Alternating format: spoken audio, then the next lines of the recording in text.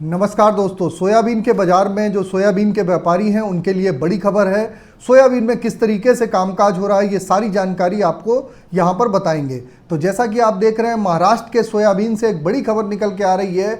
Maharashtra soybean बाजार से एक अहम संकेत मिलता हुआ दिखाई दिया है। हालांकि हालिया टेंडरों में 7500 से नीचे की सभी बोलियां फिलहाल के लिए खारिज करती हुई दिखाई दी है, जबकि 7500 से 7525 प्रति क्विंटल के भाव टेंडर ने पास किए हैं। बाजार जानकारों के अनुसार इन भावों पे आप देख रहे हैं डिस्काउंट, रिबेट और गोदाम में प्लांट तक का भाड़ा जोड़ने के बाद प्लांटों की वास्तविक लागत 7850 से 7900 रुपए प्रति क्विंटल पर पहुंच गई है।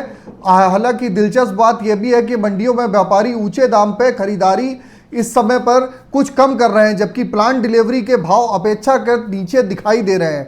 अगर बात करी जाए, इसी वजह से बाजार में मूल्य निर्धारण को लेके सवाल उठते हुए दिखाई दे रहे हैं। कारोबारियों का कहना यह भी है कि यदि सोयाबीन के भाव में दबाव है तो डीओसी के भाव में भी उसी अनुपात पे बाजारों में आपको गिरावट देखने के लिए मिलेगी। दूसरी ओर महाराष्ट्र में नेफेड का सोयाबीन का स्टॉक 1 लाख टन से नीचे आता हुआ बाजार में बताया जा रहा है। माना जा रहा है कि बचा हुआ स्टॉक आगामी सीजन में बुआई और बीज की जरूरतों के लिए सुरक्षित रखा जा सकता है। मौजूदा परिस्थिति के हिसाब से जानकार मान रहे हैं कि व्यापारियों को अफवाहों से दूर रह के केवल वास्तविक स्टॉक की स्थिति और बाजार की जमीनी हकीकत के आधार पर फैसले लेने की सलाह है।